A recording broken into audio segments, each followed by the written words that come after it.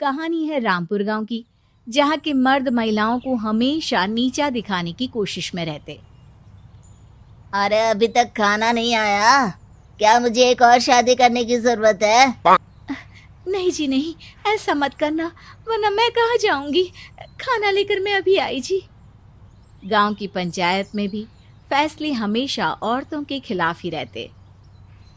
मैं जो फैसला सुनाता हूँ वो भगवान की आज्ञा होती है। इस लड़के ने अपने मन से शादी करके अच्छा नहीं किया। लड़के को घर भेज दो और इसकी शादी इसकी जाति की किसी लड़के से करवा दो, लेकिन ये लड़की, इसे तो गांव के बाहर निकाल दो। नहीं नहीं जमींदार साहब, ये क्या बोल रहे हैं? ऐसा नहीं हो सकता। मेरी बेटी मासूम है, इसे अच्छे बुरे की समझ नहीं है। अरे कहाँ जाएगी ये बेचारी? कहाँ जाएगी? इतनी चिंता है तो पूरे परिवार का गांव निकाला कर देते हैं।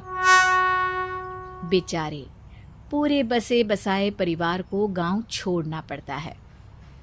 चाहे जो हो, अगर बेटियों को कंट्रोल नहीं कर सकते तो गांव में रहने का कोई मतलब नहीं है।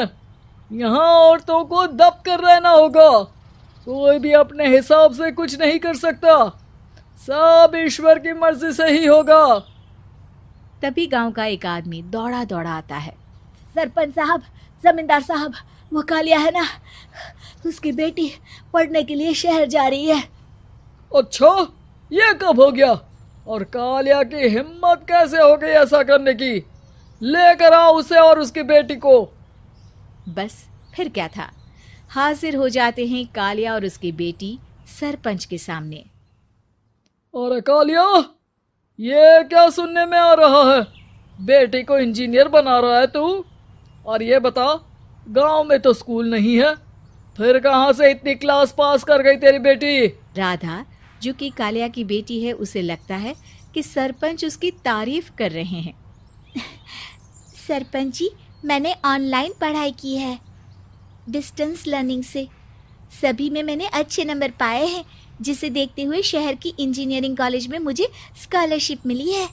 वाह जी वाह, क्या होती है ये? पहले तो ये बताओ, फिर आगे की बात करते हैं। पूरा गांव राधा की बात सुन रहा था और राधा बोलती जा रही थी। तो ऐसे मैं फ्री में एक अच्छी शिक्षा लेकर गांव में जो कुछ परेशानियां हैं, जैसे बिजली, पानी और इंटरनेट जैसी समस्याओं के लिए काम करूंगी। मैं गांव को शहर से जोड़ने के लिए पुल का निर्माण करवाने का प्रस्ताव रखूंगी। मुझे पूरी उम्मीद है कि जल्द ही हमारा गांव भी तरक्की की राह पर चल पड़ेगा। राधा की बात सुनकर सारे गांव वाले ताली बजाने लगते हैं। सरपंच को समझ नहीं आता कि वो क्या करे।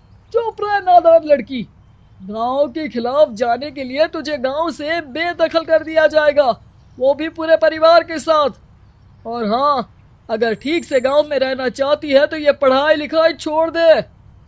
हम तेरे लिए गांव का कोई होनहार लड़का देखेंगे। तभी गांव का एक आदमी बोल पड़ता है।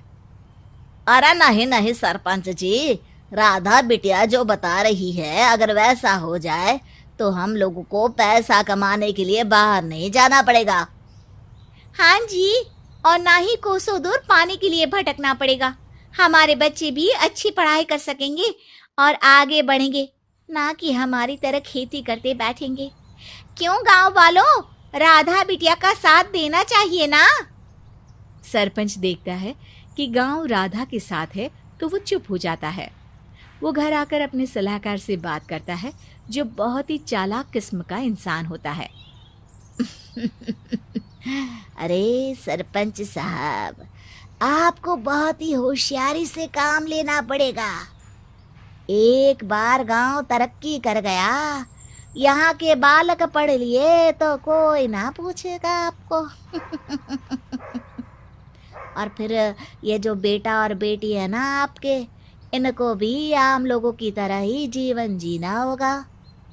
हाँ, लेकिन करे तो क्या करे? वो ना आप मुझ पर छोड़ दीजिए, बस मैं जैसा बोलूं करते जाइए।